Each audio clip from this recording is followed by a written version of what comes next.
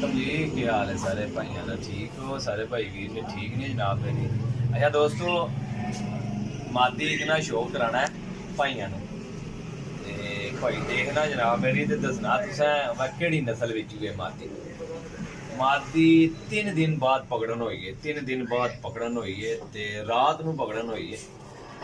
किसी जी कोल फड़ाई नहीं दे रही ते तुसां कमेंट दे मैंशन करना है कि केड़े किस नस्ल नाल तलक रखदी है ते बाकी फिर सारे भाइयों नाल जनाब शेयर करांगे किस नस्ल नाल तलक रखदी है।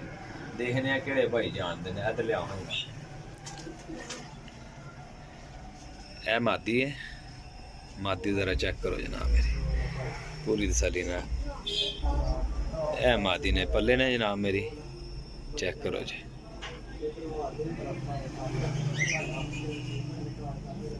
माशाल्लाह, ए देखो भाईजान, तसल्ली कर लियो जे। मैं भाइयों नूं पता लगे आख बहाव, चेक करो जी। उम्मीद है कि भाई जनाब जेडे जानते ना वो कमेंट करके बाकी दोस्तों भाइयों भी दसणगे जनाब। चेक करो मादी,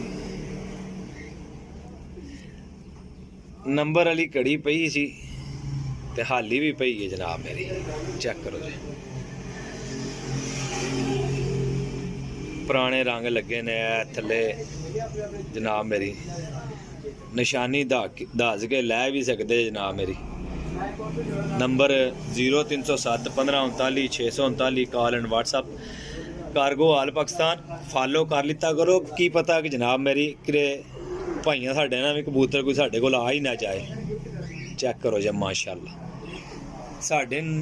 साडी सोच के मुताबिक, मेरी सोच के मुताबिक तो जनाब पिपला वाली काजल मादी है, लेकिन बड़ी कमाल दी है यार, हाई लैवल की मादी है। तेरा हिल भाई दो इजाजत, इंशाल्लाह नेक्स्ट वीडियो लैके हाजिर होवांगे।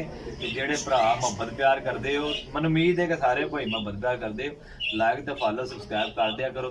अपने हिल भाई दो इजाजत, अल्लाह हाफिज़।